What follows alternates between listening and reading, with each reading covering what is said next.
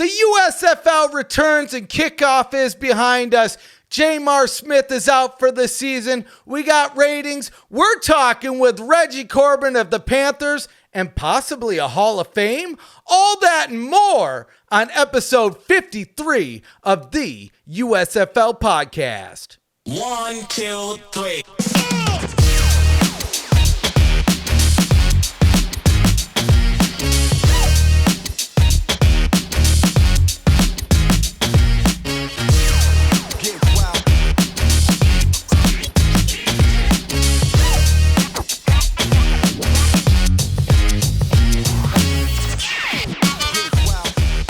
Welcome back, everybody, to another amazing edition of the USFL Podcast. I'm the ref representing USFL Newsroom, the leaders in USFL news. And boy, oh boy, what a big week it was. But before we get to that, I'm joined as always by my man, Zach Kyleman. How you doing today, my friend? Feeling always better because you bring the hype on your episodes that you host definitely a smidge more than myself, but glad to be back here as always. Post spring stock, which, again, got to reiterate, spring stock, if we haven't said enough, wonderful time. Had a lovely time down in Birmingham and in Memphis, Tennessee. Plenty of great times with friends. Excellent interviews with all the players that we had on the show. We can't thank them enough, as well as the folks that we had on, like Luke Miller, like Ducky as well, Jake Stanslow from WBRC for giving us a actual hit on their news. So many good memories, and it just makes me want more. So I'm just thrilled to be doing all this. And post spring stock, it's a good place I'm in right now. Both of us are in right now, and now we're in episode 53, middle of the season. This is week 2, going into week 2. We're into week 2, and we have some good football that happened last week as well to even add that cherry on top. Dude, it was super fun being there. We got to go to 2 hubs. As you guys probably know, spring stock, it was a 2-day event. First day was in Birmingham. Knocked it out of the park. Clearly the biggest event of the weekend. We had a packed house at Casey's Sports Bar. People were loving it. People were getting their trading cards. People were getting their Stallions swag. And then also, it was nice to see them show up and give some respect to the Breakers players as well. They didn't dip out. They were there for the long haul. And then after the game, Zach, we went and hung out in a suite thanks to our friend Brett Tierce. So, shout out to him because that man's a real one right there. Those were the perfect seats in the house. You know what's sweeter than a suite? Not $12 beers, because they're free in that suite, and it tasted just that much better. Now, I will say this. It was amazing. We did buy 2 beers when we got on the event. One for me, one for you. Yep. And something happened that I've never seen at any sporting event or maybe any event ever. They gave Ducky a free beer. I'm still amazed by this. I'm not lying. I don't know what is going on in this world. Only community legends land free beer. That's a status move right there. But overall, it was good. It was good connecting with the newsroom crew. Like you said, we had Luke Miller out there as well. We hung out with him at the game. And then a day later, we headed out to Memphis to go see the Grudge game. I don't recall much about that game, but we did run into our friends from the USFL Network, Ace and Maverick. I'm not done talking. We got plenty to talk about, okay. Zach. We don't want to dwell on that game over there. You want to play coy? That's okay. We'll wait. We're not. It's going to come up later. We can't do it. We got recaps to do, my friend. And I know that I have enough memory to give you a good detailed recap about what went down in Memphis, Tennessee. Yeah, I don't know. I still don't recall. But yeah, we're going to get all to the recap, so maybe my memory will get jogged a little bit later. It was a good hunt, ladies and gentlemen. It was a really good hunt. But spring stock 2 in the books. 2 of these bad boys done. I'd say the first was a success. The second one was even bigger, a little bit better. But you know what's next, Zachy boy? Summer Stock 2. Summer Stock. Yes, well, actually, sir. that's what's not next, but we're going to talk about Summer Stock 2, and then we're going to talk about what's next. But Summer Stock 2, you know it. We're heading to Tom Benson Hall of Fame Stadium July 1st for the USFL Championship, so you better mark your calendars. You better book your flights. You better get your Airbnb because the USFL Podcast boys are going to be out there to represent, and we're going to be doing a live show. At the moment, we got a couple options, so we're not going to release the details just yet. but just know it's going to be bigger and better than ever before. And I mean, there's not many more to compare it to, but it is going to be bigger and better than last year. I can guarantee you that. Somehow we do got to get our boy with the steaks out there, because I mean, that to me is a summer stock tradition. But coming up next, a little bit more topical, week 3, April 30th, we're going to my old stomping ground, Zachy boy. We're going to Detroit, Michigan. I'm getting some Faygo. I'm getting some Better Made. You know I'm going to be double dipping on that Telway and White Castle. Sign me up. We're going to be there for the Motor City meetup. Come hang out with Zach and me and James Larson and Jake of Within the Shadows. What is that? He changes his podcast every 2 weeks, it feels like. Within the Shadows. And you know what? It's Jake and James's birthday weekends. Yes, it is. So that is not a joke. That is real. You got to come down. You come and hang out with us. I heard parking's a little bit of a tricky situation, so tentatively, we're looking at all meeting up at the Hockey Town Cafe in downtown Detroit, Michigan. And I believe that's right across the street from beautiful Ford Field. And you're going to want to get out there early, because don't forget, we got the Panthers playing that night, but earlier in the day, the other hub partners, the Stars, are going to be in the house playing a game. And like I mentioned, we do have the Detroit Tigers playing across the street. So it's going to be a little bit tight out there. So might as well get out there early, come hang out with the newsroom crew. And, come and get a trading card. Come and sing happy birthday to James and Jake. And Zach, now that you're going to be out there for sure, Grandma Kyleman, is she back on the calendar? Well, I believe so, because even if I wasn't going to be out there, the Kyleman clan was supposed to be representing, I believe my aunt was saying that they had bought season tickets. So I'm pretty certain that at least she's going to make it to that game, especially if I say so, which I need to tell them if they watch the show. Well, hey, guess what? I'm going to be out there. At least I'm 90% sure. Still waiting on one final thing, but it's very likely I'm going to be there. I don't see why I wouldn't. Just got to get that done. But yeah, the Kyleman clan will be out there. I have no doubt in my mind. Grandma Kyleman will be on the show. We'll get her on social. She can say hi. I'm so excited. All the lovely people out there. I'm more excited about that than the game. I'll tell you what. And hey, here's the thing. I'm going to be out there a little bit earlier than Zachy boy. Saturday, you know what I heard, Zach? I heard there's some USFL games being played. They may not be in Detroit, but I'm going to find a spot, and we're going to go meet and do a USFL watch party, at least tentatively. Maybe plans change. We'll see. But I'm going to be in town. My guess, probably going to do it in like downtown Royal Oak. It's kind of a good medium spot. There's a lot of good bars and grills and all sorts of things out there. I don't know what it looks like now. It's been a long time, but I know that was the hot spot. So if we're probably going to be doing some type of USFL watch party, Royal Oak, Michigan, on the Saturday before, and then of course Sunday, meet us for the Motor City meetup. Grandma Kyleman, James Larson, Jake Ball from Within the Shadows, and of course the podcast boys in the house having too much fun. Call the cops, because I'll tell you, it's going to be illegal to have that much fun on a Sunday morning. You know what? I'll tell you. But hey, before we get into the news, because we have a lot to cover, social media, what are you doing? At USFL Podcast, follow us, Facebook, you know the drill. Twitter, Instagram, TikTok. We're on all of them. Make sure you're following us. We're most live on Twitter, but that doesn't mean you shouldn't follow the other ones.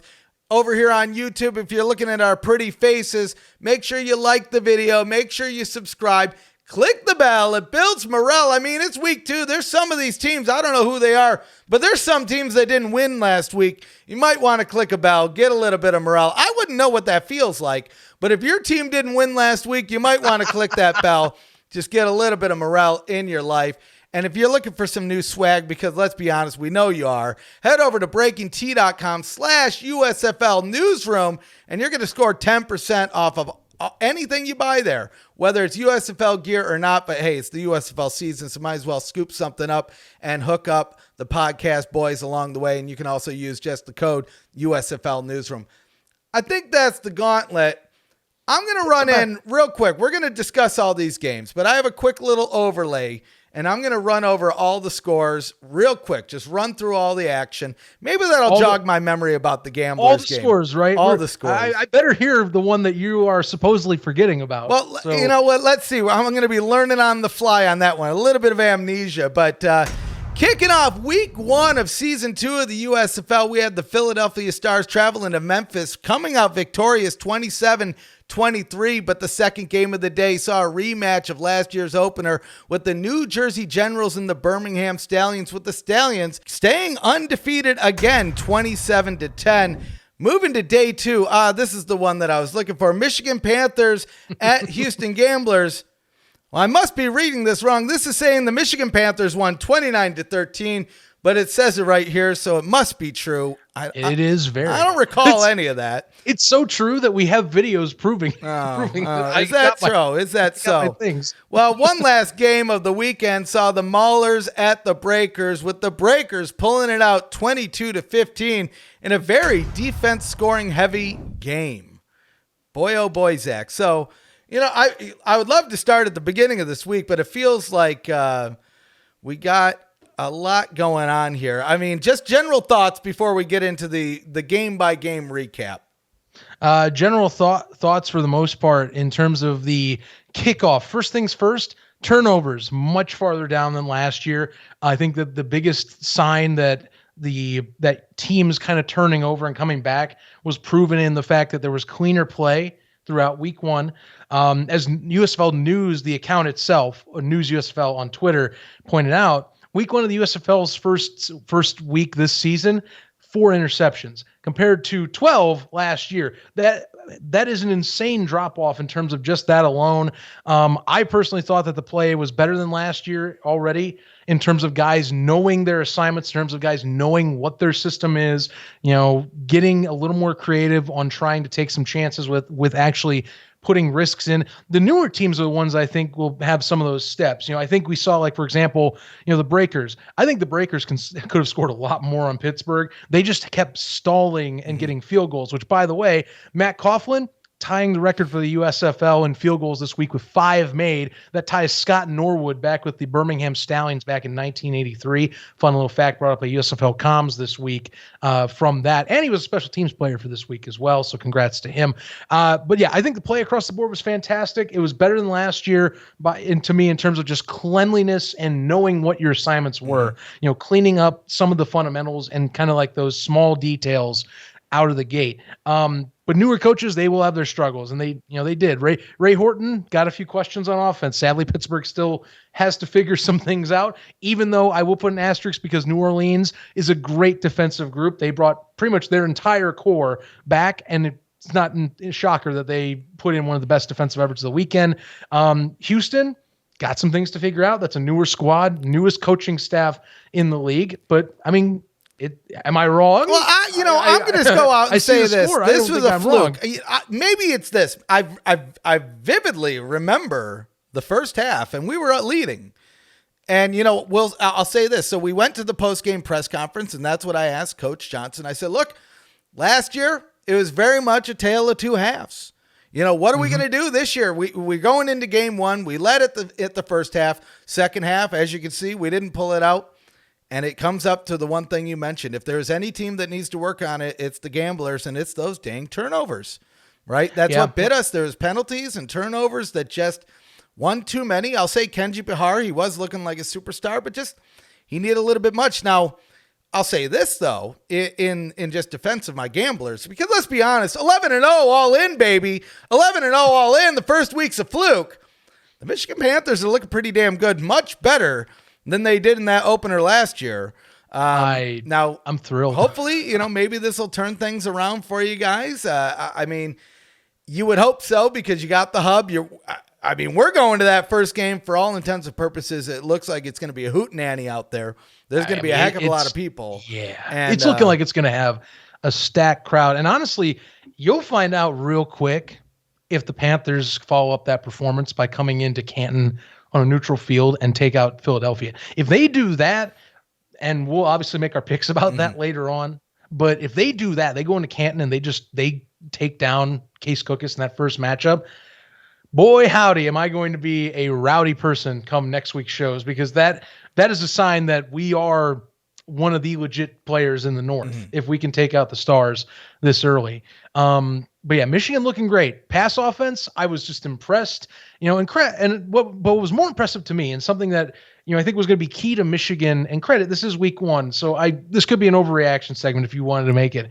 But that defense was really something I was really expecting. If they were going to make any leaps, Mike Nolan had to bring his defensive expertise and put it in much better and in much more of a fashion than Jeff Fisher did last season, in terms of getting guys that are going to fit his system, cause pressure, and allow his secondary to kind of reap the benefits, which absolutely happened against Houston.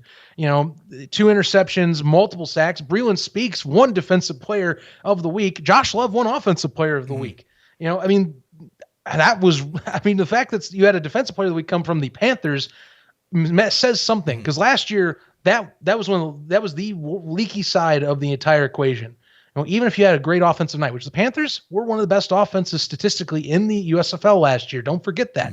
It's just that their defense couldn't keep up and they would make mistakes.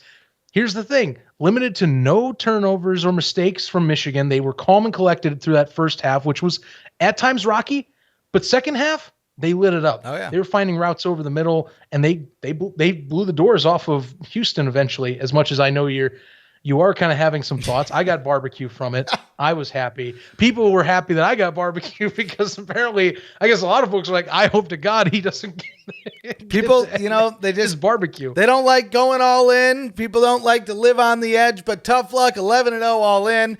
And you know what's going to help us there, because something that happened since the last slate of games, we got a good piece back to our team. Isaiah Zuber is coming back to the Gamblers. Yeah. And that, I'm telling you, that's going to help us get that 11-0, because it's just another target for Kenji Bahar to get to. Yeah, there's a few guys this week that came back that didn't sign initially in the season, but now they're back. Jordan McRae, USFL guy, was with the Stallions. Nice with the Showboats, so get to see that this week. I already saw some Stallions fans a little sad that McRae's not with them again, but I digress. We'll talk about a bit more of the Stallions, obviously, in a second. Or Jamon Moore coming back with the Generals. That's another example. Another thing that I think stuck out this week, and again, I brought this on Twitter, and people, I think, agreed in some regard, and I think it's a question of just how some of the coaches are handling it or what they're expecting to do. Just the use of 2 QBs. It continues to be a storyline with the USFL, and not just that it's for a specific design. I think that there are actual guys that they're getting commitments saying, okay, we will commit to giving you this many reps, like in a game or something along that line. Or, in terms of like Todd Haley, he mentioned Cole Kelly apparently is better at running a 2-minute offense. So he brought him in at the end of the first half to run a 2-minute offense. Or in terms of Mike Riley, which, God bless you, Mike Riley, you are like the most likable, arguably the most likable. I know Skip Holtz is there too, so that's a hard equation. One of the 2 most likable coaches in this league. But you got to pick someone. I got to lay it out there. People have been talking about this. Pick one. I don't know which one right now. Dakota Prute Cup, I think, is a slight favorite. I thought he had a bit cleaner of a game, personally. And maybe Johnson just had plays that just did not go his way for whatever reason. But Dakota can run, and he seemed like he was a slightly better passer, but that's just me. You got to pick one, though. I don't like the 2 QB setup, because to me, it messes up rhythm. It messes up flow. If someone's getting into a groove, why axe that? Sure. For example, great reason to me why you don't do that. Look at Michigan's game against the Gamblers. Now, credit, Carson Strong was out for 2 series in the second quarter. He ended the second quarter running the offense. But look at what Josh Love did in the entirety of the game. 90% completion percentage, probably gets closer to 300 yards if he is in those 2 other series he wasn't in, and throws for 3 touchdowns. I get it. If you have something arranged, that's fine. But this is a pro league. You want to win these games. Unless Strong was that close, keep Josh in. Just keep running with him. He was doing fine even before then. You and I were sitting in the stands together, and along with the folks from USFL Network we were with. I'm just like, why are you doing that? Unless it's the design thing, do that Right. because it doesn't make sense as a pro team. If you're trying to win a game, you don't pull the QB if he's doing well. Sure. It made no sense to me. Right. And I'm hoping like last year we see less of that go on because it should. Right. But I don't want to keep seeing it. Like I said, Mike, just pick a QB. Sure. You did it last year with DeAndre Johnson, and then eventually you went to lose because of injury. You can do it again, but just like to me, that was kind of a issue with the Generals is, Stallions, they were able to execute things, but when you get a QB out of flow and out of sync, and it rarely goes right. That's my thing. It rarely goes correct. So here's my thinking on it, because I got a couple points, one around Josh Love, but first, before we get to that, just around, the coaches maybe dabbling with trading out the quarterback still early in the season. So one thing to keep in mind, they still have a short training camp, right? And so to me, now the timing may be sus. Yeah, I agree. There are some of those moments where I'm like, why the guy is like in rhythm, striking, making all the right moves. I get that. Right. Michigan was the worst defender. That one, I'm not even going to defend. That one was not a good call. Mm-hmm. Even if you had an arrangement, I would have gone to Carson and go, Carson, look, Josh is in a flow. We can't kill that. Right. And that's Mike Nolan's decision as well as Eric Marty's. I get it. But like beyond that, like your example with the Generals, Mike Riley's done this. Right. So I can kind of see it, but I still don't agree with him choosing to do that. That's the problem I have. Right. I mean, again, though, to their defense, it's a lot different seeing somebody play in practice than in game action. Absolutely. Again, timing, maybe not the greatest, but you know what? You're going to want to find these things out earlier in the season.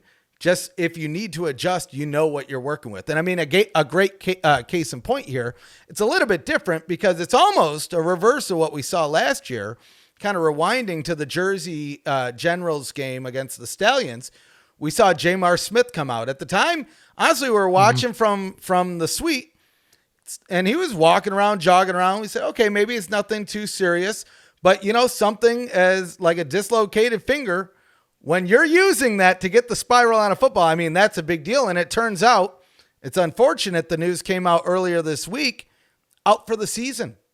Yeah, that's sad. Yeah. I mean, that's unfortunate. And that's one of the most recognizable stars in this league that I think people have gotten accustomed to when they watch the USFL is Jamar Smith. Mm-hmm. To me, he's one of the guys that you put as a face of the league. And credit the Stallions, they can probably keep going on without they can probably keep going on with Alex Magoo. Let's be frank. Sure. I have no doubts about that. Skip trusts both of them equally. It sucks because again, Jamar, he ended up being, the main guy for the most part for Birmingham. He was one of the reasons why they, got to where they were at in the championship game last year. So that's a blow. And I think he's also a part of the soul of this team too. So that's another blow, and credit Birmingham got hit even hard this week too. Marlon Williams, rough to see him go. Achilles injury like that. Those I've never had one, but I've heard they are brutal and it is very painful. So you hate to see it. And then Bobby Holly, another spirit guy, injury wise, I'm not saying that like Williams is out for the year. I'm not 100% sure on the status of Holly, but seeing guys like that get injured week one, having three, key components of your team. Scooby Wright re-aggravating his calf injury. Right. Now, Little Birdie told me, and credit, this was someone that was in Birmingham, and, I won't say this is direct source. You can speculate on if this is what you think it is or not, but it's a person that lives in Birmingham. These people do go out in the communities and talk to fans. Scooby is supposedly going to be back this week from what I understand, but that's up to, of course, the trainers. Sure. Beyond that. So I could be wrong. That's my understanding of the situation as of this recording. So he does have that dog in him, if you know what I mean. So he does have that dog in him. That shark dog in him. Exactly. But I mean, what a stellar game either way. I can see why I could see them experimenting with the two QBs. Do I think all of the coaches are going to keep doing this throughout the season? Probably not. Are some of them? Hell yeah. We saw it last year. We'll probably see it this year. I mean, if anything, if Josh Love keeps playing the way he does, it's unfortunate. Carson Strong might not get as much playing time out there, but as we see, injuries happen, so maybe we'll see him move on to another team where he can really showcase his skills. Right. Looking over to the actually, we're kind of working in reverse here, but the first game of the weekend, the Stars visiting the Showboats. it was for a quick second there. It looked like the Stars were going to run away with it. Case Cook is he kept going. He continued off where he left off, cooking things up on the scene. Again, getting beat up out there a little bit. He will do anything for a play. But you know what? You can't count out those Showboat boys, the yacht club. They made a good effort coming back, made it a close game. It really came down to the final minute there. But the Stars, too much to handle, 27-23. Stribling, again, talking about Stars, the benefit of a season 2, a benefit of these guys returning to the team. Channing Stribling, picking up an interception right in the first game of the season. Again, picking up where he left off. The Stars, they're coming into this season with a fight. And the Showboats, we're going to talk about previews coming up, but it's interesting because now they're going to be taking on the Stallions, close quarters game here. And so 2 tough opponents in back to back, but the Stars, man, I'd be worried about your team having to take them on coming up as well. But thoughts on the first game of the season here?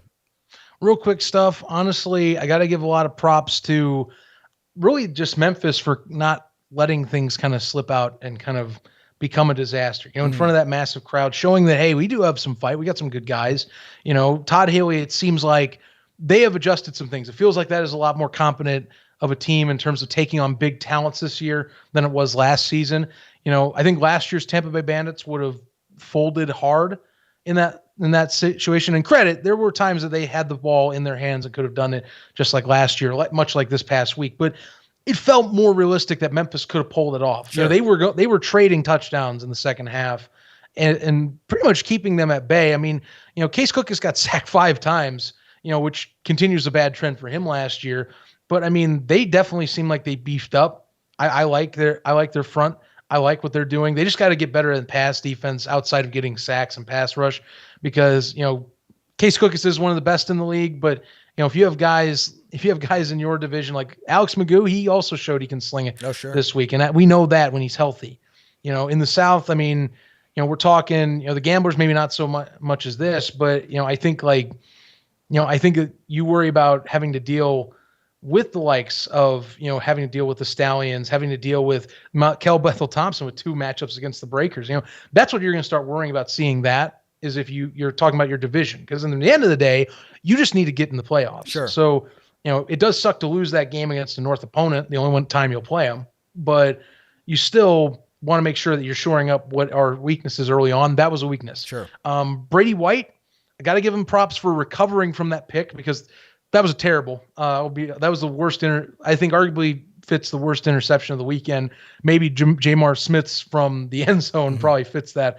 But he recovered well, 2 touchdowns. He was finding receivers. And give props. Here's something that Todd Haley's offense couldn't do right well last year. Couldn't run the ball. Right. They were terrible running the ball. Alex Collins, he got hot second half. If you need a safety net like that and someone that can be that bruiser and can find the alleys like he did, lean on Collins as the year goes on, because that'll help Brady White a little bit more. I thought White started off a little nervous and got better as it goes. Do what they did in the second half. Really mix the 50-50 of pass and run, and I think you're going to be efficient. Brady White did a solid job. Looks much better than he did in his backup duties last year. So good stuff. Without a doubt. And I think the Showboats, I'm impressed. The Stars, I'm impressed too, but I was expecting them to come out anyway. It's the same old song and dance. They got tons of receiving options. Defensively, they can get to the quarterback. Just got to be able to actually do run protection, which was their weakness last year. That was what was their Achilles heel in that side of the ball. Seems they haven't fully adjusted or found a way to figure out that portion of their game.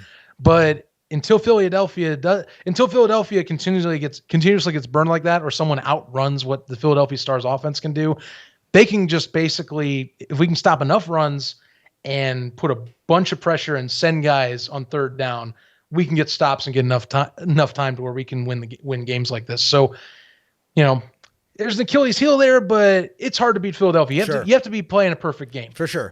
If anything, and there were some small mistakes in that one for Memphis, of course. For sure. if anything, you know what we got? We got an exciting game for the first USFL game of season 2. We had a close game at the end. A lot of excitement. A hell of a crowd. Man, a hell of a crowd at Simmons Bank Liberty Stadium. Yes, it was. Right? And then you move over to the second game of opening weekend with Jamar Smith before the injury, just slinging it down the field. Because I remember we were looking at the stats up in on the scoreboard, and I was like, look at that, man. 17 seconds of possession the Stallions had. And they had 68 yards. Right? 60. Yeah, really. Just threw up a nice, I think it was a 61-yard bomb. Right. They threw up first play, which I love that. It's funny enough, you talk role reversal, kind of reminiscent of how Luis Perez threw it to Randy Satterfield play 1 of last year's opener in Birmingham. So you get a complete reversal of that, except that one for a touchdown. It was a beautifully thrown ball too. A great way to start the night. Crowd was excellent out there in Birmingham, by the way.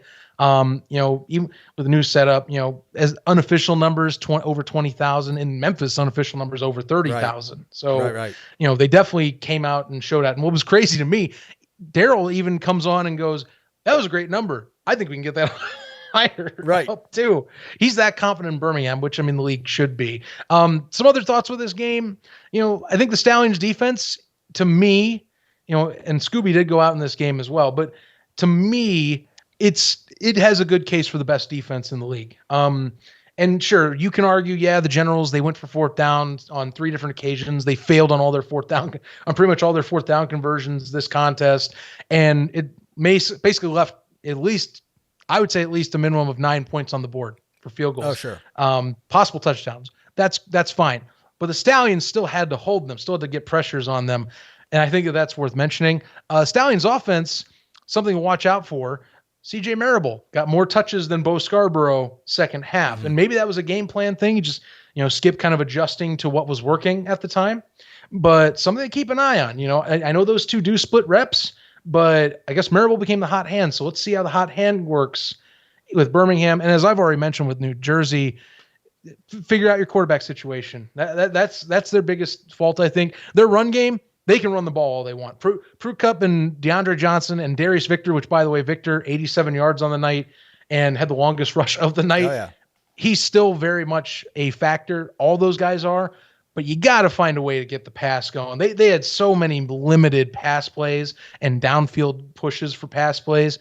That's going to limit their offense eventually once you get against big dogs like Birmingham in the North Division. And especially if Michigan's good, like they showed against the Gamblers, like if they come out swinging again and all that. I'm only bringing it up. I see you shaking your eyes. I'm just saying, if Michigan is legit, if they come out and they either they throw all their punches, they beat Philadelphia, or they go toe-to-toe and it comes down to like last year where it's at the end of the game and they have a chance to win it or something, or they lose on a field goal, then New Jersey needs to be a little worried, because I don't think run game will fully get you where you need to go this year. And I'm worried about their defense eventually as well if Michigan has all those components put together like they do right now.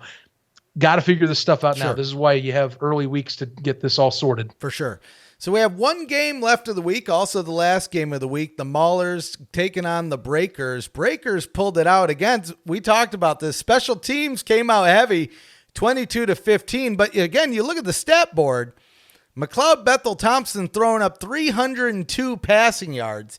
And one hell of a play to get a first down, Zach. And you know the one I'm talking about. I want that on a breaking t-shirt of him doing the flip, getting that first down, putting it all on the line, man. And we got to see it in person at Springstock too. What a hell of a beard. What a hell of a beard that man has. I'm envious. You're probably a little envious. But you know what? What a hell of a game. Maulers, I'll say this, they may not have pulled out the win, but they're looking that much better than they were last year. Again, formidable opponent with the Breakers. Coach Flip, I mean, we heard about the touching story where he had nerve issues, and they said he may never walk again. Yeah, that sign him up. That dude. was cool. Sign him up. That was cool. Flipping and the one of script. The best moments of the weekend. Flipping the script. No longer loose lip flip. He's flipping the script. I mean, sign him up for that one. And again, this is what it's all about, Zach. This is what it's all about. Opportunities, making dreams happen from the players to another group that we'll talk about a little bit later in the show, but even the coaches, man, even the coaches. And I mean, it's enough to put a tear in your eye. And he pulls home a win. First game, head coach pulls home a win. And I mean, we were watching this we didn't even put it on the grainy TV. We were staying at a Comfort Inn when we were in Memphis that had, I don't even know how you could have bad reception on a TV in 2023, but it did. It looked like it was using rabbit ears. We pulled it up on the laptop. It was a much better experience, and I'm glad we did because it was a great way to cap off the weekend.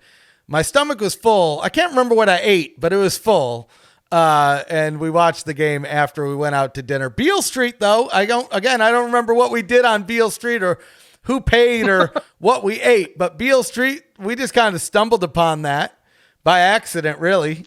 Good barbecue. Yeah. That's all I can tell you. Well, we stumbled upon it right after the Lakers-Grizzlies game let out. So that was real fun. Zach saved me a ticket because there was an open spot on the street, and I was about to park. I did park there. And then you spotted the ticket on the car next to it. But you know what? We still got free parking. I'm the free parking king, dude. I don't know how I spotted out, but I got it. You nailed it. And you nailed it without a doubt. Yeah, Beale Street was great. You know, we did get to kind of keep up with that game as we were going on. He actually, funny enough, he set up I'm saying he, like I'm talking to the audience here directly. You guys could take it as that. But, you know, you're setting up your phone and on top of the barbecue sauce rack to watch this thing. And I just was dying because what killed me too was we asked him like, hey, do you have FS1? And like, sorry, we have Roku. And I'm like, oh, you have Roku TV. Okay, that's cool. No big deal. Right. Thanks, darling.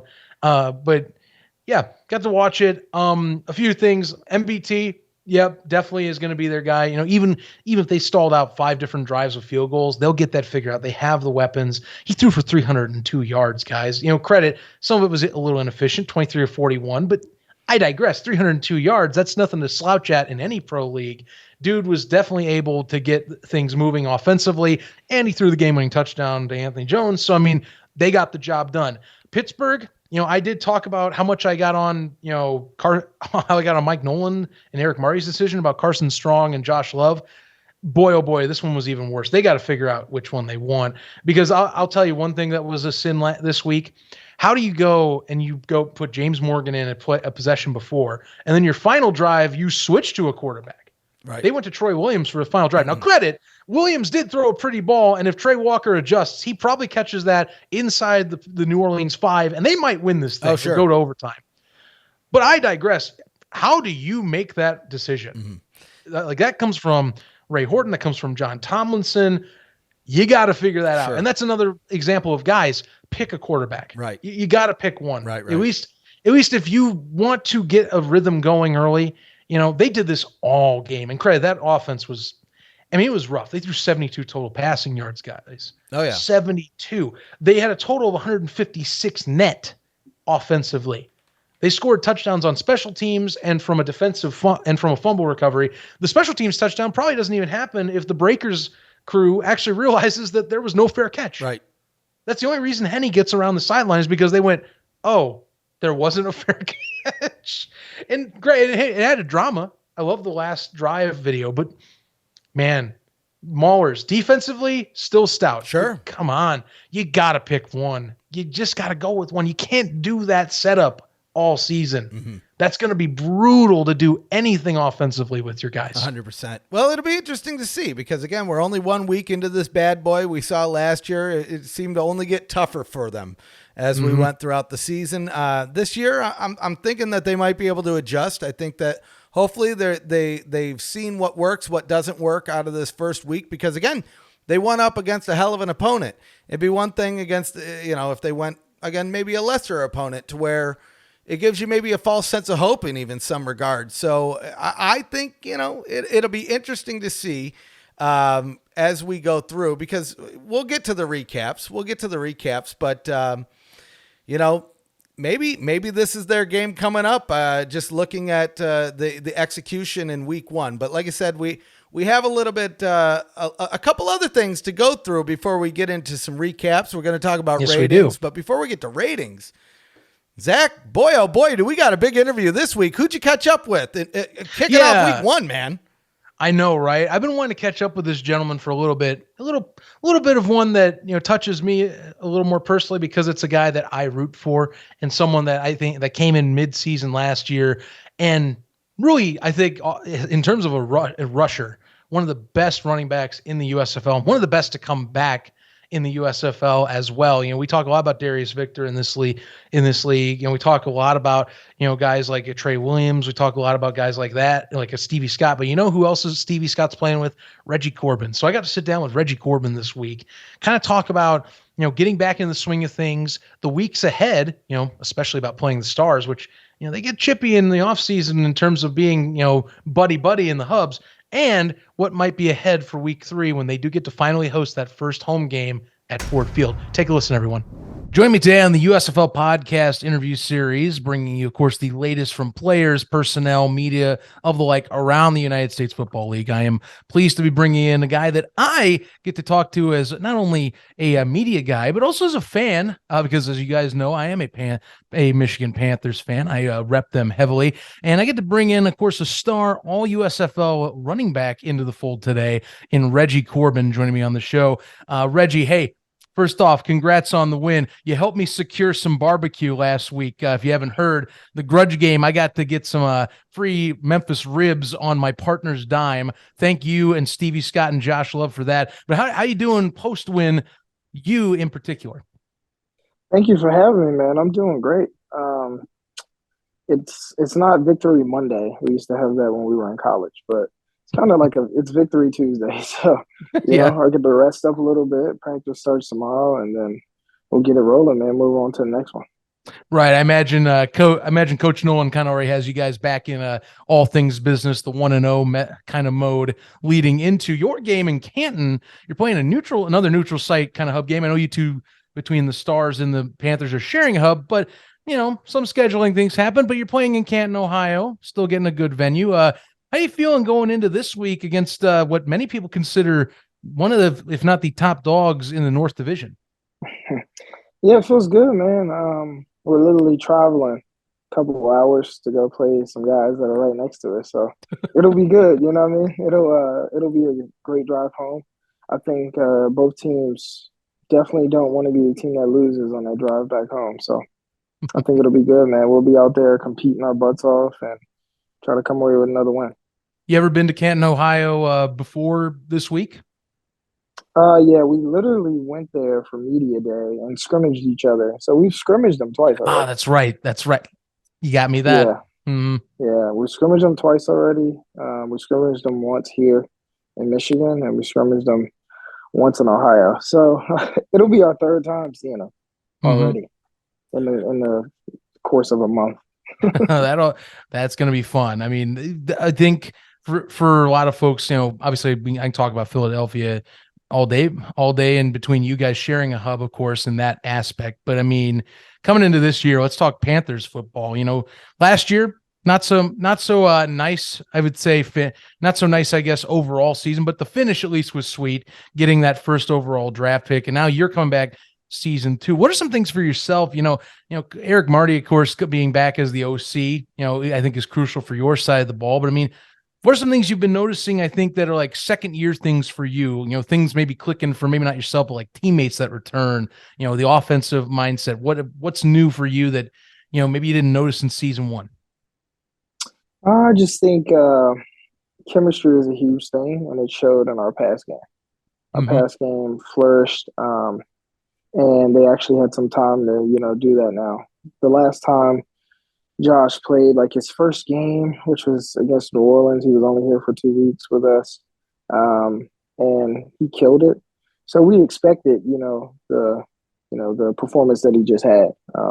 None of us were shocked because, you know, he's the same guy every single day in camp. You know, you can usually tell when a guy is really good because your defense sees the same plays for a month, and if he's still completing those same plays, the quarterback's pretty good. So we knew he was really good, man. We knew our receiving core was good. The run game is always going to keep getting better and better. And I think we just did our job and made them pay. You know, they played the run very well, or they attempted to play the run a lot, you know, and that was their game plan, was to stop the run, which is most defenses try to do. And Josh and the rest of the receiving game just killed them in the air. So it was good, man. Great team win. And then obviously our defense is freaking all of it, man. We got a great defensive line, and they'll keep getting better and better. And we'll just, keep getting better and better throughout the season. I think that chemistry with them will take a little bit more time, and just the fact that they were able to do this after being together for just a month is nuts. Right. So, well, I think some people forget last year the Panthers had one of the top offenses in the USFL. And after seeing this, you guys last week, Breland, you talk about Breland Speaks, of course, in his own individual performance. That alone, that pass rush alone last year needed an upgrade. It already seems like it has. Week 1, long season ahead.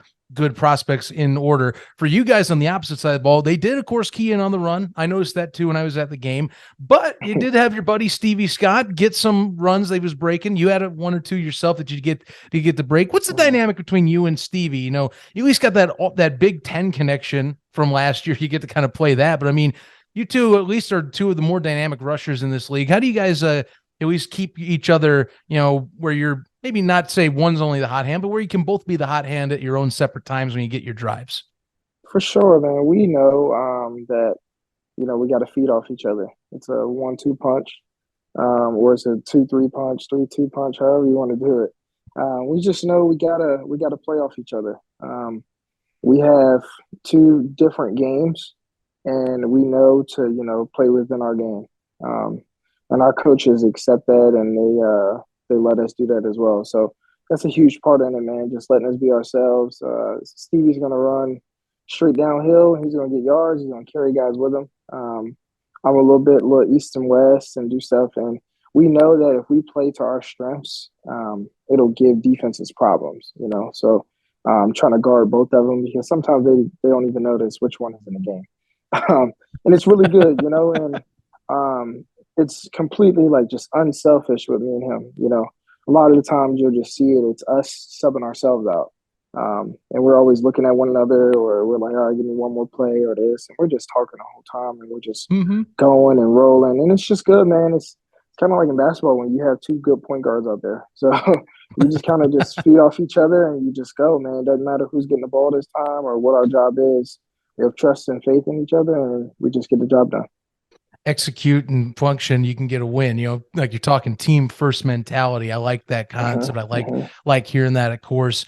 And I think it's great that you guys are getting to at least build on some of the end season successes of last year and kind of start on a good note this season, moving into week 2 and into tougher opponents ahead. And you get to move in 2 weeks, not to look ahead to your opponent. I'm not going to say that because I want to keep you focused on Philadelphia. Let's keep you focused first.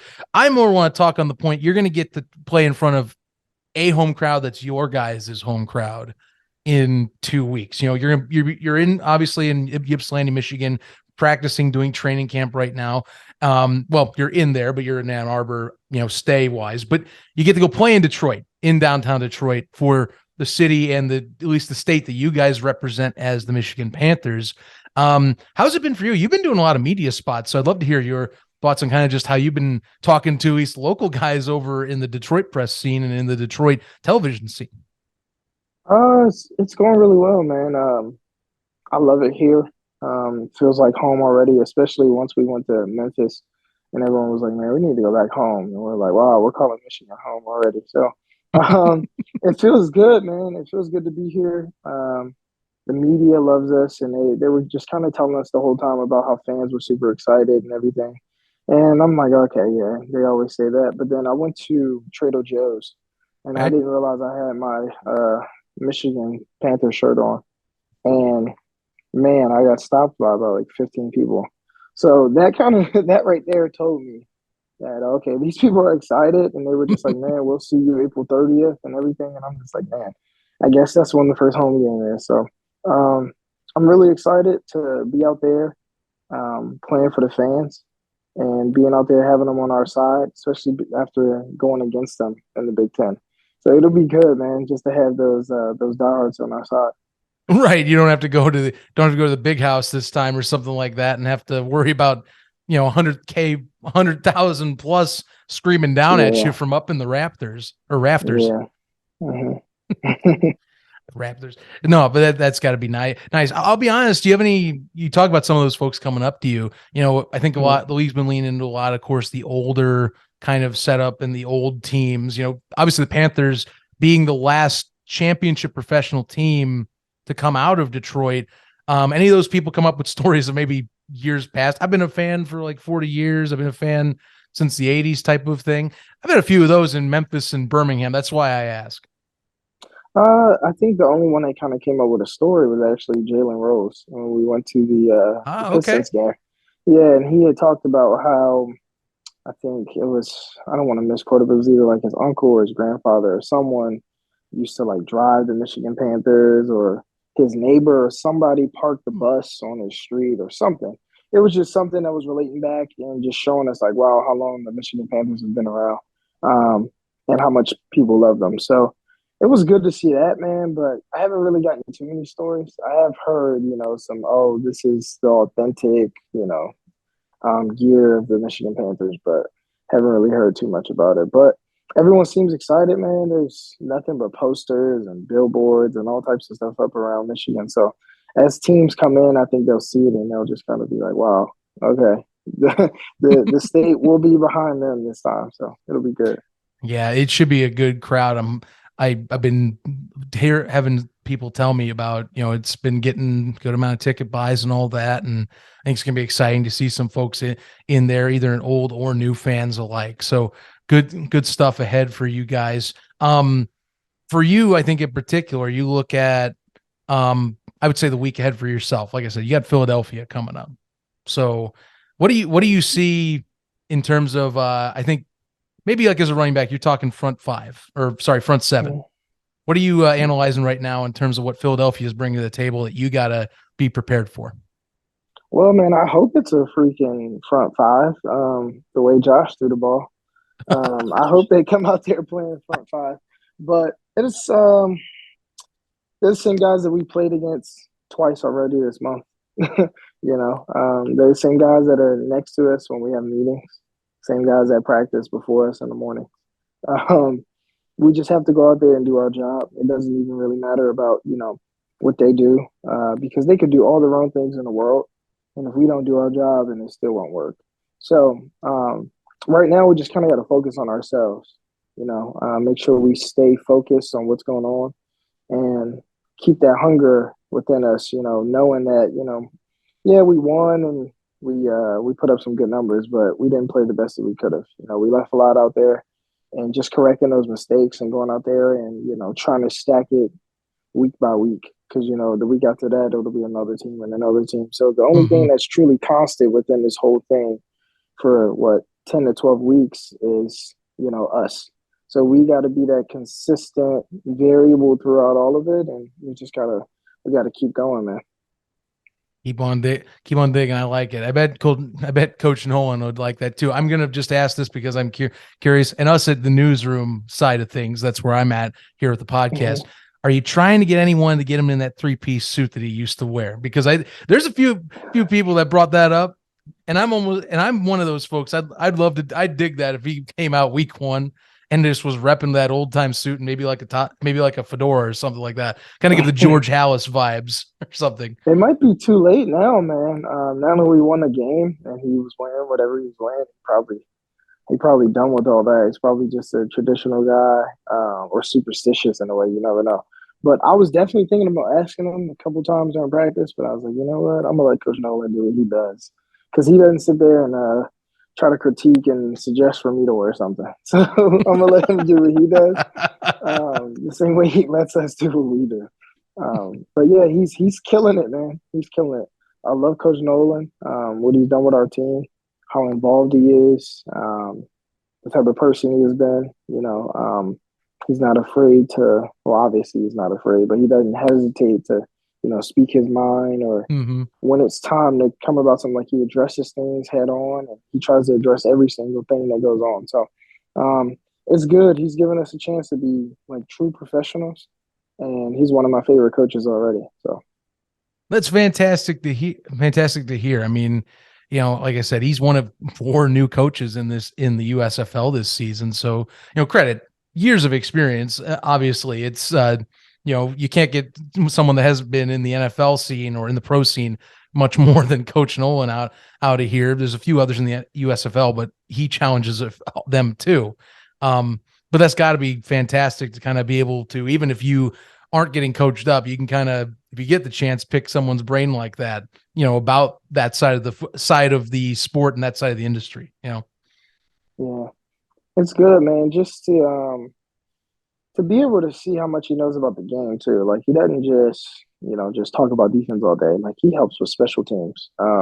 He provides, insight of like general knowledge and little insights as far as like the game goes and what you do in critical situations. And, if you really love the game, obviously you'd be super intrigued by how we prepare and why we prepare the way we do and things like that. So just literally just trying to, be a sponge and soak every single thing in that, he does and how he goes about his daily life as well, speaks volumes, just to be as successful and, to not in a way like flaunt it in any way, just to be who he is and how he wakes up every single day and goes about his business, and he doesn't act too big for us or anything like that, like this is Mike Nolan what we're talking about. So it's been an honor to have him as our coach, and I can't wait to see what the rest of the journey is like. Yeah, it's only the beginning. Only 1 week down, and hopefully more than 9 to go. I'm not even going to say 9 to go because that'll jinx any of this. So I'm hoping for 11 to go to give it to you guys right now. Reggie, for yourself, obviously, team goals aside, and still team face forward. What are some personal things for you? Whether you can admit them, you don't have to, but what are some things you want that you're trying to achieve this year? Trying to, I guess, set a bar that you already put. You already are USFL, all USFL nod this past season. So, people obviously acknowledge your talent last year, but what are you trying to get to, I guess, for this season in the USFL that you want to hit?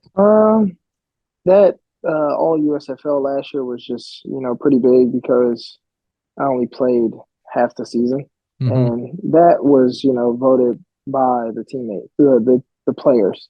Like that is the biggest respect, the guys that are actually out there and know what's going on, and to get that respect from them was huge.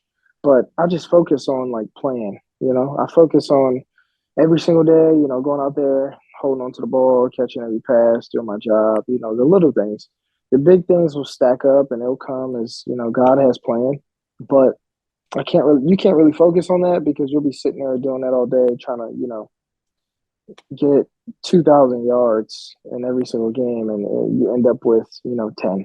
So I just focus on the little things that I can and do whatever we have to do to win. Like last game, man. I don't even know how many yards I have. I never look at it. I could really care less. As long as we go out there and we win and do what we have to do, it'll be a time where I may rush for 500 yards in a game, man. Just because they're sitting there playing the pass, you never know. But like, as long as, I can be effective for my teammates in every aspect, that's all that matters. And just play hard, because my teammates sit there and block for me all day. Could you imagine that? Like they really put their hand down and block for me, so I can do things like running hard, running good routes, even when I know I'm not getting the ball, getting other people open, or at least being a decoy. So it's just good to, be out there and just affect the game in any way possible. That's just really my real goal. Well, I'm glad you're out there. I'm glad you're on my side, to say the least. That is good to know. I don't got to worry about someone like yourself coming against my own Panthers every week. I have you and Stevie in the backfield. That's great to see. I didn't mention Joe Walker, which I just was going to bring them all up, but I'm trying to share the love, if you could tell. No pun intended. But Reggie, thanks for tuning into the show. Appreciate it. Giving you the best of luck, of course, this week. Me, especially for myself. And good to see you on here. Can't wait to see what you guys can accomplish as the year goes on. And let's hunt. Thank you so much for having me, man. I really do appreciate it. Thanks once again to Reggie Corbin for joining me on this edition of our interview series. Reggie's fantastic in terms of the run game. He's been loving just kind of getting into the Detroit scene, and I think he's excited to play Philadelphia. As we mentioned in the interview there, those two, it's gonna be chippy. It's gonna be competitive. They got to scrimmage each other, multiple times this year. They're, in the same hub over there in Ypsilanti, or at least for training camp and for practices. They're in Ypsilanti, but they get to play in Detroit. So fun times. And they're playing in Canton this week. So you'll get to see that game, which could be crucial to determining how the North goes. Mm-hmm. Keep that in mind as we move on. Now let's jump in. We kind of hinted at this, in terms of just before the interview, the USFL got to have something that they're happy about this week to hear that I think is a little more low key, but is worth mentioning. They did send a PR about it, so it's definitely a big deal. And I think it is a big deal too. They got 9 of their officials to be promoted to the NFL. Mm-hmm. So props to that. That is a great accomplishment to all those ladies and gentlemen out there that made that list. 12 new officials in the NFL were brought up. 9 of them were USFL. I will mention the XFL did have 3 of their own as well. So spring and alt football getting a lot of nods as of this post as well. But 9 from the USFL, which remember, they have a developmental program that works with the NFL's officiating program. So that is a direct line to the league. Oh yeah. That is something they touted heavily last year, and they're going to keep doing it because that's a big deal to them, is that they get to not only help make great players, but they also get to help make the next generation of folks that will help govern the league's officiating and rules to its best ability. Absolutely right. And that's the thing. That's the name of the game. Opportunities for players, opportunities for coaches, and opportunities for officials. And I mean, there's opportunities all across the gauntlet, because even we're talking about commentators, broadcasting officials, even water boys. There are opportunities throughout these spring leagues, and this is what I love to see. 9, count them, 9 USFL officials are being elevated to the NFL. This is what they work their whole lives for, right? Are they going to be the next Hockley? I hope so, because that dude's a beast, man. At least his dad was. The son's pretty scary as well. But this could be the next generation coming right up through the USFL. Speaking of refs, speaking of officials, I'm fairly certain I checked the USFL shop this morning, Zach, and you know what? They still don't have ref shirts on the shop. I swear. That's a shame. I'm telling you, maybe they didn't see. Every USFL person that I met this past weekend, check your pockets. I slipped a 50 in there. Just go make it happen. Talk to whoever you have to. Maybe pool your money together. You could go on a vacation with all the money I dropped. Now sign me up. We need the ref shirt. Summer stock's just 9 little old weeks away. Kind of crazy to think about. I want a ref shirt. Don't make me make it myself. It'll look bad. It'll look bad if I do it. But either way, I'm signed up for these guys. I love to see it from one ref to another. Oh, yeah. Keep applying pressure. It's going to happen. We need to get it in the USFL collection section of the shop just so that we can get him wearing one. We will get this done, guys. We are a united front. Yes. Get the ref an official USFL referee shirt so we can wear that around. I'm thrilled for that. We need to get you a barbecue championship shirt. I'll acknowledge that. That's what we need. There you go. You know what I mean? Get me a ref shirt. We'll get you a barbecue championship shirt. We need to figure, I don't know what games are going to be in the championship, but hell, we're going to have one hell of a bet on it, because I need to recoup some barbecue or something. Whatever Canton's good at. Yeah, we'll have one. It's coming. So we will definitely do a secondary kind of, you'll be prepared. We're going to do Smack Talk later in this year for something else. Be funny if it was Gamblers Panthers, though. I'm actually kind of crossing my fingers we get to see that somehow. It'll be Gamblers at least. It could be Panthers at least. Anywho, props to these officials, guys. Congrats to you guys, gals. Congrats to you guys for making this next level. That's a big accomplishment, and the league is going to take that and be proud of that too. And they should be, very much should be. Mike Pereira should be a very prideful head of officiating right now, seeing that he has some of his officials moving up to. Props to them. Moving on, quick take. Obviously, we have to bring this up for at least this first week. Ratings. It was going to be a talk of the town. We were wondering, how's the USFL going to do? There's competition in the marketplace. You can figure out where the marketplace is. in terms of sports and the like, and similar sporting entities, if you take it. And you know what? They did pretty dang good, all things considered. Yes, it is not the same numbers. I will acknowledge those folks that will bring that up. But here's the deal. You got more competition in the space. There's a second league that is competing with you. And I got no qualms with these numbers whatsoever because I was worried. I mean, I didn't know what to think, honestly, with the second league. That's the thing. You don't know. First one, you're by yourself. You can maybe kind of gauge. This one, it's like, I'm up in the air because you have two that are competing. Not too bad and not too shabby. Well, there's also the other thing to keep in mind here, too, is beyond the competition, you know, every league, when it's their first year, there's a lot of interest and, hey, let me go check this thing out. What we have here is a solid flipping baseline of fans returning to season 2, right? That's what I look at.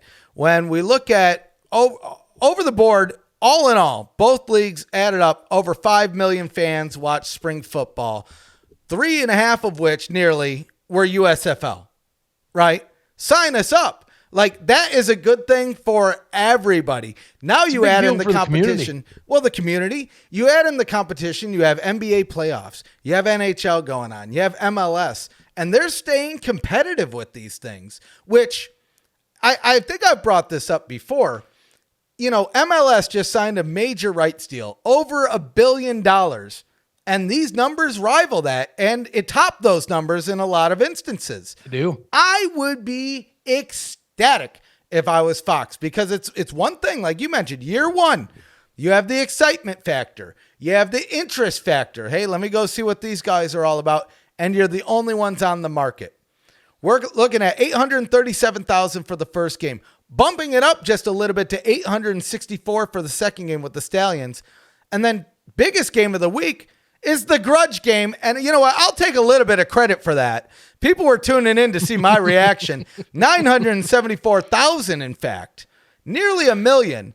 And then it's expected with Fox Sports 1, you're going to take a little bit of a dip, but we're nearly at 500,000 with 483,000. Well, you say a dip, but here's the thing. You know, FS1 last year didn't hit that number at all during the season. So, you know, that's the thing. I think that's a bigger story to me. As much as, you know, we can talk about the level out with the competition with the broadcast, which, you know, hitting 800K, all 3 broadcast games minimum with the competition in the marketplace and the fact you're competing directly with another entity that is the same in the XFL as you, right? You know, that's big. So you hit that mark. That's good for Fox. Fox liked that. Otherwise, I wouldn't have made a PR about it. About it. You know, that's what at least that's how I interpret it. Could be different.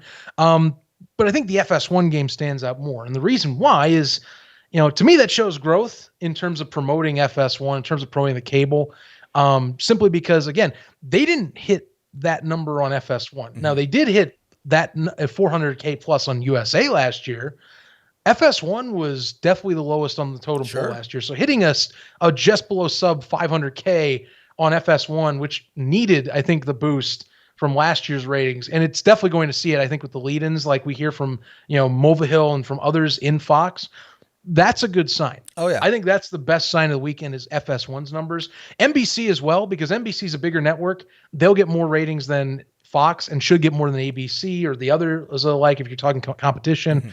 So that one's nice. And the fact that Detroit market came out and showed up, that just makes me fascinated to see, okay, we're talking about hub markets. How well does Memphis and Birmingham show up this week? You know, when Michigan goes to play other hub markets, do those numbers go big? You know, there's a lot of factors. They scheduled this to make it the best possible ratings this year. And again, competition too. You got to be happy, I think, as Fox overall. And I think right now you're mainly seeing this season how stable. If we stay a stable line, like if this is the floor, you know, we talk about floor ceiling. If this is the floor and you kind of keep around that floor, the average like that, you're going to be pretty happy overall throughout the year. NBC will be happy because they can keep doing the same thing they did last year. So we'll find out. Oh, sure. But I am okay with, I am more than okay with this to start the season. Considering all the factors at play, this is a good number all around the board. I'm very much thrilled about the FS1 number. That's the one that had me the most giddy, was that it hit that number because it didn't even come close last year to that number for FS1. 100%. And well, what's interesting too, because we've talked about this in the past with the schedule this year, they're setting themselves up for success, right? So when we look at the average from beginning to end, I would think we're going to have similar, probably if not better numbers than we did last year. If anything, because the schedule alone. More games are on broadcast television. Less games are in weird hours, so we don't have any late games on a Friday. We don't even have Friday super late games right now, right? So they're saving themselves the trouble in that regards. And to me, this is exactly what I like to see. At the end of the day, we talked about this before. Ratings aren't really the same as they were in the 90s or even the early 2000s, right? No.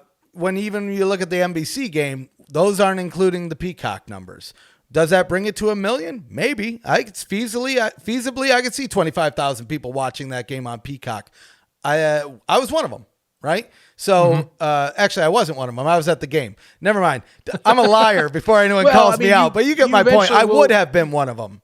You eventually will be. I mean, look, remember they're not doing exclusive games anymore. Right. So, but if you're a cable guy, $5 to watch the USA cable games is a steal. So you at least get that. And that's great. I love that. So, I think you have to be happy to start. I think that this year's going to just be fascinating from a ratings perspective, because again, we've never seen, and this is where I'll do this. I didn't want to originally talk about the competition, but I will, but I'll do this in a neutral way. We have never seen two compete together. Right. This is a moment of history in this sport where we have never seen two guys in the same season like this of the calendar year compete in football like this. Probably not since the AFL, NFL days, when they were direct competition. The USFL even back in the 80s, that was spring. It wasn't competing with the NFL directly. It was for talent, but it was not directly competing in the fall. And it tried to, but things happened. That's in the past. The now is the now. So this is going to be wonderful to watch. I love this crap. Oh yeah. So I'm in TV. So I very much love kind of seeing how ratings work, how the demo talk and all this stuff, on the side. So fun times ahead. I very much can't wait to see how the rest of this year goes. 100%. And I mean, if you're Fox, you're looking at overall 5 million, a little bit over 5 million people tuned in to spring football this year. That can only be a good thing for the future of your brand, of your company, and everything that they're putting together, because everything we've seen, they're lean and mean, but they're putting out a hell of a product. And season 2 came out big. It came out strong. Unlike, last year, and even with the first, earlier this year with the XFL, it usually takes about a good 2-3 weeks for these teams to start gelling, where we already saw it with the Stars, the Panthers. Some of these teams they're continuing along, and if anything, improving on where they were before. And again, Fox, of the 5 million, pulling in over 3 million on the weekend, feeling pretty good. I'm feeling pretty good. And I just can't wait till week 2, which we're about to talk about here, and some picks. Let's do it. Coming up. So we got first game. I think, we're going to let you pick the first game. I'm not a fan of homer picks because we already know who I'm going to pick in this game, but I'm going to defer to you. First game of the weekend. Who do we got? Oh, we got your Gamblers. They are traveling 11-0 all in, by the way. Oh, I know, all in. They are traveling to Protective Stadium to play the New Orleans Breakers, 12:30 p.m. Eastern time on USA, the first USA cable game of the year. Breakers coming off a defensive slugfest of sorts, at least in terms of how the Pittsburgh Maulers were able to slow them down. But MBT did throw for 300 plus. Meanwhile, the Gamblers kind of had to pick themselves off the mat. Not going to lie, that's what they're going to have to do in a short turnaround. Curtis Johnson's going to be making sure to try and find quick solutions to some of the problems from last week. My deal is New Orleans last week to me was at least a few drives finish away from blowing out Pittsburgh. So I don't know. Houston's got some question marks to me as to how you're going to be able to attack that defensive front that New Orleans brings. Vontae Diggs and Gerard Fernandez had a hell of a day each apiece. The secondary was able to do what they want against Pittsburgh. And credit, Houston was able to do a little bit more in the passing game than Pittsburgh last week. But if you are going to be able to win against New Orleans, you have to be playing a perfect game. I don't trust Houston to do so. I feel like some turnovers are going to be coming. I've got the Breakers going 2-0 and moving ahead and getting better. To me, that's the other thing. I think they're just going to get better week over week. we didn't see the best version of the Breakers last week. I think they get even better this week because they were already close, 5 field goals. That means you had 5 drives that you just had stall out, and you probably could have scored some TDs. I got a feeling that that's going to be the case. I got New Orleans is my deal. I mean, I guess we can agree to disagree, but you know what? I can't hate you for it. But we're going to move to game 2, which this is a big game here. We have the Memphis Showboats traveling to Birmingham. Again, 3.5 hours away. I think there's a good chance that we see some of those fans make the travel. I already know our friend from the Yacht Club, the Yacht Club, which thanks for the gifts, man. He hooked us up. You got that Panther shirt. So if anybody saw the tweet from us or Zach, not us, Zach celebrating, somebody bought him barbecue. I can't remember, but Zach was celebrating some barbecue that somebody bought him, and he had this sweet Panther shirt. I got a bucket hat. We got some Showboat swag. Oh, right in the background, you can see my pennant up here. There's your pennant. Yeah, Bill Alexander's a real one. That man deserves a massive shout out on the show. I know he watches. Glad to have run into him. That's one of many fans we ran into over last weekend. And dude, he owes me a ton. Or I owe him a ton. That is something in return for all that swag he gave us, which some of it I'm going to be repping soon enough. But yeah, I mean, freaking awesome. He was awesome, and it's glad to see it. I think I'm with you, and I'll let you make your pick, of course. Mm-hmm. Yacht Club I can see coming in, maybe not full force. I see there's going to be the most diehard fans will make the trip. Sure, 100%. And apparently there is a legit rivalry between Memphis and Birmingham that stems beyond this league that I have been reading up on. So I do hope that there are some Memphis fans coming in full force to, go to the unfriendly confines of Protective Stadium for this matchup. For sure. I want to see some banter in the stands, but that game's kicking off 7 p.m. Eastern on Fox, like we said, at Protective Stadium. This one's an interesting one. I'm actually going to go with the Showboats. I'm going to say, dare I call it an upset? Dare I say it's an upset? But I think the Showboats are going to come in. It's hard to forget, but the Stallions are a little bit beat up. Alex Magoo can win a game, but they've taken some other hits, like you mentioned, Marlon Williams. Shark Dog tentatively seems like he mightn't be in the game, but those types of things, those will matter as we get to game day. I think the Showboats can come out. I think Brady White can get his redemption game in game 2. Keep things interesting in the South as well. And you know what? It'll be the first time that the Stallions have had a loss this early in the season. I mean, it took them quite a bit last year. It did. But I don't know. Something in me saying that the Showboats are coming to steal a win in Birmingham come Saturday.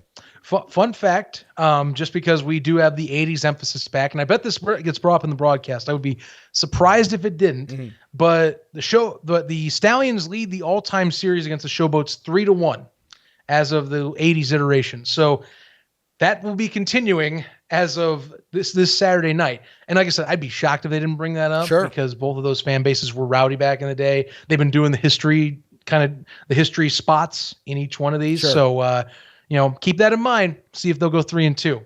Memphis, though, that would be a surprise to me. I would be surprised if I saw that, but boy, it would mix the South up. You know what? I'm looking forward. That's probably my, if dare I say, game of the week. If not the one that I'm going to talk about a little bit later up here. But before we do, what do you got on this next game here? Yeah, the one you've got next, I think, is an argumentative to a game of the week. This one, I think, I just want to see who adjusts better. And also because I also want to see how well is that Canton crowd. New Jersey is technically going to be visiting the Pittsburgh Maulers. Yes, it is the Canton hub, but credit, it is still technically closer to Pittsburgh, and it's a reasonable drive from Pittsburgh, so you can expect that audience, some of it, to come out. Two main things. First off, definitely want to see who comes out and how well people show out at Tom Benson Stadium, because they're going to have 2 games that day. But this is the one that I think most people are paying attention to, because you do have that audience in Pittsburgh, and they've been marketing them and the Generals the most out of those 2 teams. Secondary piece, and the one that's more important to the game, who plays better QB, I think, in terms of just Pittsburgh and New Jersey, or who is playing the main quarterback position. I think that's something that's going to be to keep an eye on right out of the gate is, John Tomlinson and company over there, Ray Horton and company, they're going to have to make sure that they go with the guy they feel most confident after last week. And I'm not sure who that is between Troy Williams or James Morgan. Meanwhile, for the Generals, I mean, same deal, but I think it's more up to Mike Riley as to, does he like the two QB system because they're both runners and they can pass when needed? Or was he really trying to evaluate which one he wanted because they're so close in skill set? I don't know. But whatever's going to happen, to me, again, I stress these two teams, you got to pick a QB. So I'm hoping, two predictions on this fold. I think that you're going to see Prute Cup start for the Generals, and then you're going to see James Morgan start for the Maulers. Mm-hmm. And I think Generals win. And I've got them winning simply because that run offense is fantastic, best in the USFL. But I think Prute Cup is the better passer out of the gate right now. At least he's better established. And I think if you just get him comfortable, you get him in rhythm, start opening up the downfield shots, give him a little more time. He didn't have too much. He had times where he was getting like pretty much blasted into the face in terms of guys that were being pushed back. Mm-hmm. So, give him more time. And I think that they can beat Pittsburgh. Pittsburgh wins if they can figure out their offensive woes right out of the gate, because their defense is able to slow the Generals down enough. But if they're the same thing, same old song and dance from last week, I got New Jersey. And I'm going to take New Jersey because I think they're a safer pick. Got it. And you know what? I think it's going to be a fun game. I think it has the potential to be a close game. Dare I say, maybe even an overtime game. But we'll have to tune in. That would be fun. 1 p.m. Eastern on NBC. And Peacock, if you got it. And now the possible game of the week. Yep. And this one's tough. It's either going to be the Showboats or the Stallions or the Panthers and the Stars as the game of the week. Let me simmer on this one as I ruin your day, Zach, because, I'm telling you, both these teams are good. But, the North, I think, is going to be a little bit more competitive than it was that last year. And it all starts here with the Stars and the Panthers. I mean, the Panthers proved last week, in week 1, that they are forced to be reckoned with. I mean, they beat the Gamblers, the best team in the league. They came out and beat the best team in the league in week 1. Now we're going to go 11-0 with the Gamblers, but, we're talking about the Panthers and the Stars here. But you know what? The Stars, Chef Cookus is cooking up a meal that you're not going to like to taste, and he's going to come out and keep doing what he does because Case Cookus can take a beating. Because here's the thing, the Panthers have a line, but Case Cookus doesn't care. He will make the play. He's got his receivers. And here's the thing. They got the defense on the Stars end. I think Channing Stribling, Josh Love had it all so easy last week. Maybe not so easy, but you know what I'm getting at here, Zach. But seriously, Josh Love had an easier week last week than he's going to have this week against the Stars. Again, I think it's going to be a close game here. But I think the Stars edge it out. 7 p.m. FS1. That's my pick. Lock it. And you know what? I am going to say it. This is my game of the week. I think this is my game of the week here. I think that it does edge out the Showboats Stallions a little bit, but it's only because I want to see if Michigan can prove that they are indeed following up with that performance last week. And I hope they do, right? Because if they come out and they throw some haymakers and they get Philadelphia on their heels and they pull out a win, by golly, I'm going to be a giddy boy come the beginning of next week. I will be telling people. Same for Jake over there at the Shadowcast. He will definitely be. We'll both be looking at each other, going, "Yo!" Like freaking.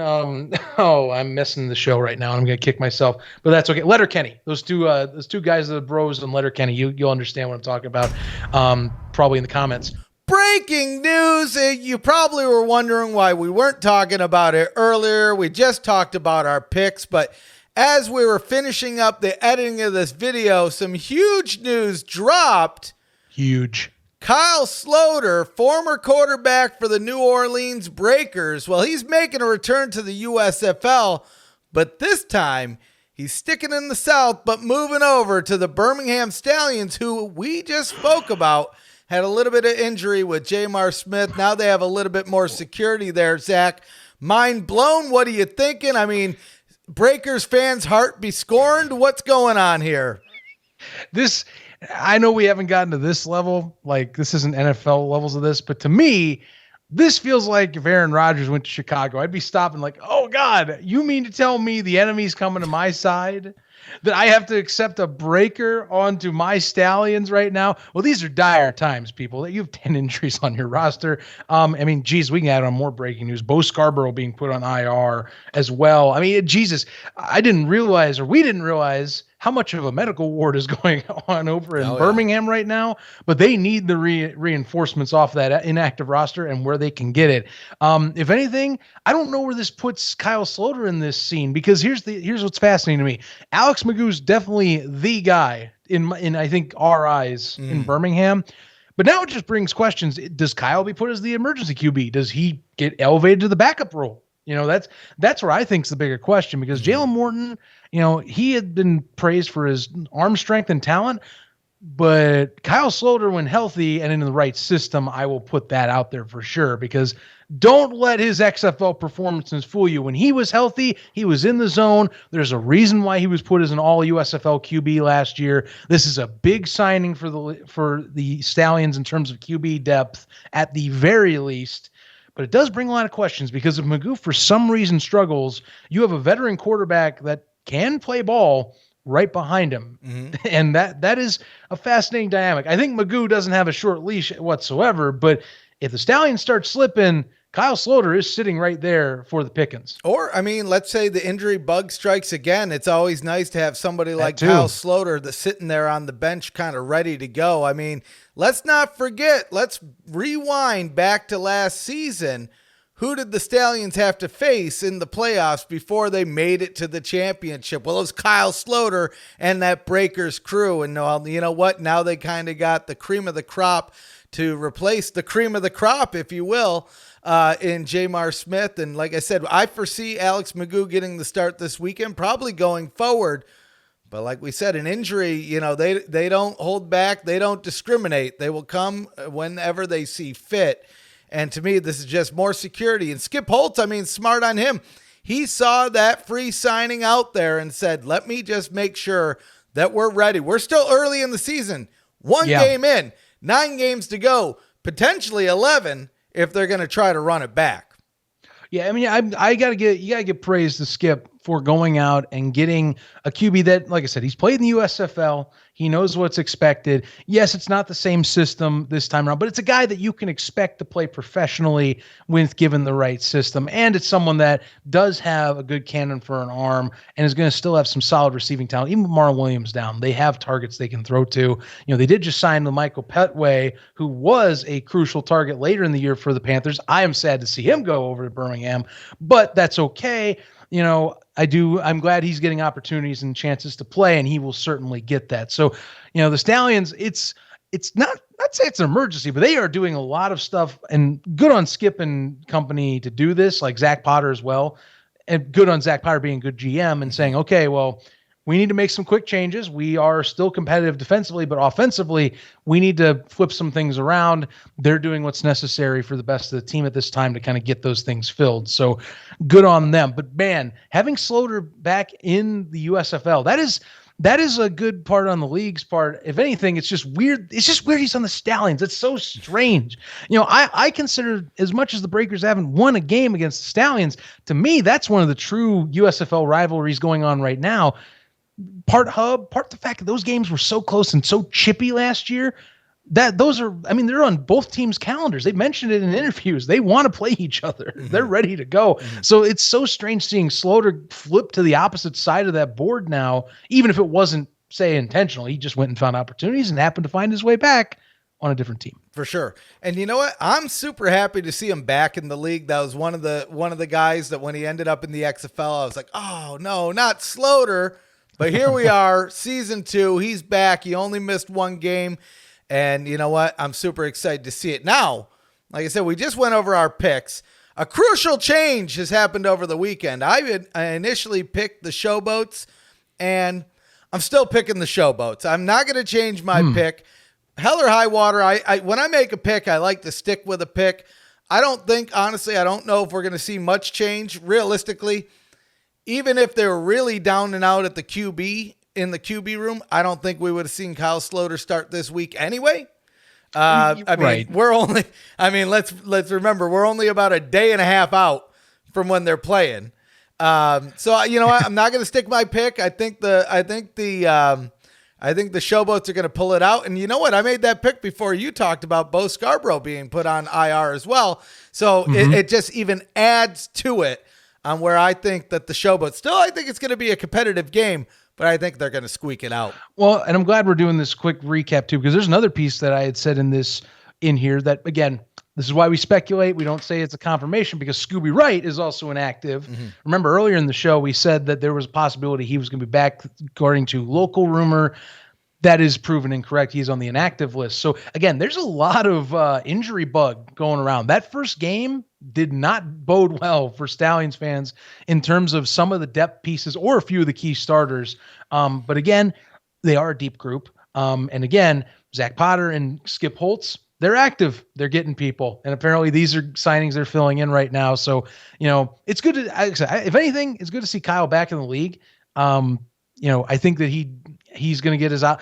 I don't know if he'll get opportunities here, but if he does get them, then he's a great fill in for a backup QB. Again, when healthy and when in the right system with the right offensive mind, dude can throw the rock pretty efficiently and can be a dynamic player. So yeah, good to have him back in here as well. And glad we can do this update really quick because, again, it does clarify a lot of things with Birmingham. And I think you should be more confident in the Showboats possibly getting the win now that they have a few adjustments and some pieces not there, or at least needing to catch up to speed now on the fly for this week. 100%. And one other thing that we didn't mention on the show. So we didn't announce the winner of our t-shirt giveaway. And that's right. And now here's where you guys win. We screwed up. Yeah, we're recording a little spot here, but here's what it is. You get one extra week. All you got to do, make sure you're subscribed to us. Click the bell. You're going to get some morale along with it. But you're going to have to go and like the Spring Stock video and leave a comment. If you do all those things, you're entered in the giveaway. And I swear to you, episode 54, we're dropping the winner. And there's some sweet signatures on there. We got Jamar Smith, MBT, McLeod Bethel Thompson, USFL future legend. Legend from the CFL in his own right. And we got, all Thaddeus Moss, right? Bo Scarborough, Gerard Fernandez. The names keep coming. They're there. Ducky, we didn't allow him to put on it. We got a little bit of sass from Brett Zaleski. Yeah, I really appreciate Brett for asking about that. But it's all in fun. And yeah, Vontae Diggs too. Thank you. Seriously, it's a loaded collector's item. If you are a fan of this league, put your name in the hat, follow along our show, and possibly win yourself a badass t-shirt while you're on the ride. Damn straight. I think that's about it. So back to our regularly scheduled program. Final thoughts for today. Speculative types, of course. I think we got a speculation zone on our hands. Oh, I think so. A little bit. Do we got we got speculation zone. Let's kick it. It's a speculation zone, baby. Let's go. All right, we're here in the speculation zone. It's getting hot. It's getting good. And boy, oh boy, Zach, I think we got a hot topic to talk about here. So one thing you've noticed, ever since we've been leading up to this season, even more so since kickoff, we've been seeing more and more leveraging of the footage of the original USFL. I heard that maybe a Hall of Fame might be in works for the USFL. Now, this is not confirmed, but I heard that there might be something in the works. So I feel like it's a perfect spot to talk about it in the speculation zone. I'll start it off with this. Is it going to happen? Is it not going to happen? I don't know, but is it not perfect for them to do it with them being committed to Canton, looking for ways to embrace the Tom Benson Hall of Fame Stadium, and even more so, the Hall of Fame Village? I feel like it's a match made in heaven, even more so now that they're embracing the legacy and the heritage of the original USFL in the 80s. If we were going to have to flip a coin in the air, one side is yes, the other side is no. Where do you think we land on this? Maybe, again, not this year, but in the future. Well, okay, let's look at some of the things they did this weekend that I think are evidence that could lead to this. Again, I'm very much on the speculative side of this until proven otherwise. So this is definitely more for fun. Just a heads up for those listening. Yeah. But if you do this, I think there's a chance you can because of what we've seen with the legacy stuff so far. So when we were in Birmingham, one thing they did? They brought up legends from the Stallions onto the field pregame and basically introduced them. And they were the ones that revealed the banner for the 2022 championship. So they've been doing things like that. They've been showing off highlight footage. They've been, bringing up a lot of the old stuff. And the way that came about was, of course, through the litigation that eventually led to a compromise in terms of out-of-court talks with old USFL officials, owners, the name you like. Mm-hmm. Now, one thing that they talked about in those original talks was they wanted to honor the legacy of the old league, the one that they helped build. Right. I would be saying that if you are in a logical way building towards trying to show off the legacy, to preserve that legacy of the 80s and keep things rolling, and to even embrace it even more so than you have, because they really have been embracing it. We're seeing social posts all over the place. We got our first comparison with the old league, with kicking, with the 5 field goals with Matt Coughlin this past week. A Hall of Fame makes sense because it reinforces that A, the league's here to stay, B, that you are acknowledging your past even farther. And I think that's something. Again, you have legacy franchises here. Think about this with the Gamblers. They have Jim Kelly on their team. Think about the Showboats. Reggie White. Reggie White played for the Showboats. He could have gone to the NFL. Back in the day, it was competitive in the league between the USFL and the NFL for talent. He could have gone easily to the NFL. He played with the Showboats for 2 seasons and was dominant with the Showboats before he went over and played for Philadelphia. Mm-hmm. You can honor guys like that. You can honor guys like Anthony Carter over in Michigan. Right. You can honor Bobby Hebert. You can honor multiple other stars. Herschel Walker. From across the league. Herschel Walker as well. Jesus, Herschel Walker. Doug Flutie. Right. There are options, people. So to me, if you are Steve Earhart, that's who I'm going to bring up. If you are him and you are saying you're talking with officials now with the current league, and you're going, don't be great. This is how we can honor this. And again, like you're talking, they very much have enhanced their partnership and love for each other in terms of the Hall of Fame. You don't have a hub in the Hall of Fame and continue championships without having more and more of liking what you're seeing. There is a section in the lower levels of the Hall of Fame, not saying that they would be shoving things away, but in theory, you could expand that to make a separate Hall of Fame if you want it. Mm-hmm. Will they do it? I will find out. Time will tell. Right. I think that's very much future thinking because, again, keep building. But if you're the legacy, I bet that's something you think about is like, well, now we got our stuff and we got what we wanted and we can share stuff. Let's cement our legacy even further of what our accomplishments were and what our legacy was from 4 decades ago. Right. That's the perfect way to do it. 100%. And what's super cool about this, you kick this off now, and like we've talked about time and time again, and that was even reinforced this past weekend from all the people that we talked about it with the league. This thing's here for the long haul. And you can do it with execs too. Mm-hmm. The NFL does this as well. To me, if I'm doing like a first class Hall of Fame for the USFL, these are a few names I'd put in. Jim Kelly, Reggie White. I think you also put in Herschel Walker without a doubt. Those 3 have to be in there.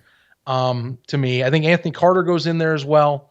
I think you put John Bassett, former owner of the Tampa Bay Bandits, in without a doubt. John Bassett was one of the most influential guys in the USFL and is one of the most influential in alternative football. He was in the World Football League. He moved over to the USFL and bought into the dream with the Tampa Bay Bandits. You got to have at least, to me, those 5.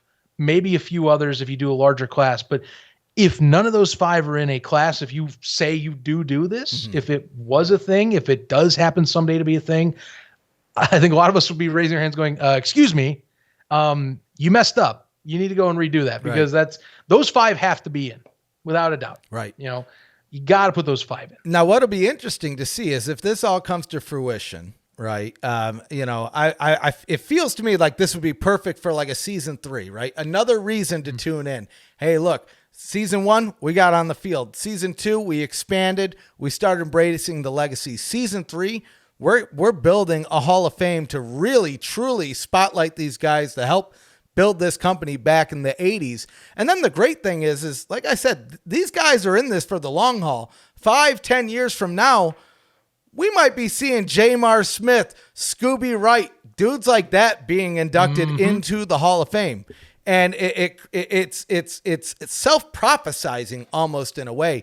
Now, what I would love to see is if this all goes down is right now we're in season 2. We've expanded the hubs. We've gone from 1 to 4. Season 3, I don't know if they're going to get to all their markets, but I would guess they're probably going to at least move into one, maybe two more. I want them to see, if this Hall of Fame thing happens, I want to see them use this as an opportunity to get in front of these hubs, get in front of these people, hold an event either in Canton, hold an event in Houston, dare I say hold an event in New Jersey where you're inducting, think about it, Herschel Walker in New Jersey getting inducted into the USFL Hall of Fame. I mean, sign it up. Is there a better day? I don't know. Maybe some would disagree. But you know what? Get out of here. We're here for the fun, and I love watching these leagues grow. And again, this is all speculation. This is all fun. But you know what's great? We've had this before. We speculate on something 6 months, sometimes even a year later, that speculation becomes confirmation. And, yes, when I start looking at just the number of posts that we're seeing on social media, we rewatched the Birmingham game when we were at the hotel in Memphis.